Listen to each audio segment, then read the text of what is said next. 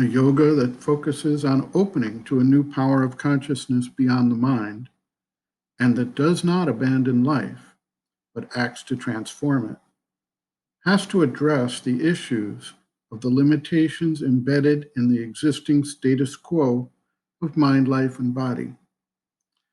The limitations inherent in the operation of these elements circumscribe the progress. In order to transcend the framework within which we operate, we must find a way to access the next power of consciousness and allow it to function and overcome or modify these limitations. This illustrates why it is not possible to achieve the intended results through practices involving the mind-life-body complex solely. Physical asanas, pranayama, meditation, concentration, various techniques all rely on the operations of the existing manifested powers. The issue, then, is how to step beyond the framework of the mind-life-body complex. Sri Aurobindo, therefore, has presented a methodology of constant aspiration and receptivity that calls upon and opens to the influence and power of the higher stage of conscious evolution, which is in the process of manifesting. It is the connection to this force and the openness to its action that comprises the method of the integral yoga. Specific techniques may be called upon from time to time as the need arises, but this is under the guidance of that higher power and its determination of what is needed to break through the resistance or limits of the lower nature.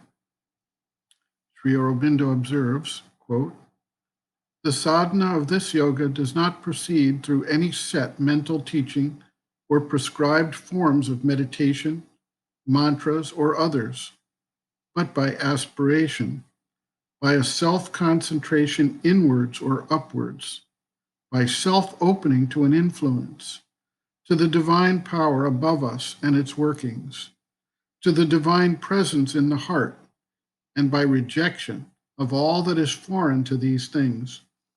It is only by faith, aspiration, and surrender that this self-opening can come.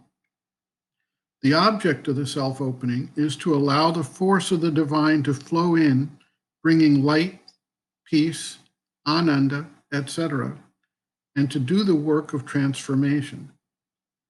When the being so receives the divine Shakti and it works in him, produces its results, whether he is entirely conscious of the process or not, then he is said to be open.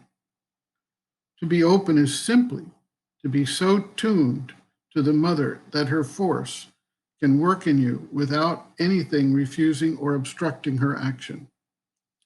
If the mind is shut up in its own ideas and refuses to allow her to bring in the light and the truth, if the vital clings to its desires and does not admit the true initiative and impulsions that the mother's power brings, if the physical is shut up in its desires, habits, and inertia, and does not allow the light and force to enter in it and work, then one is not open.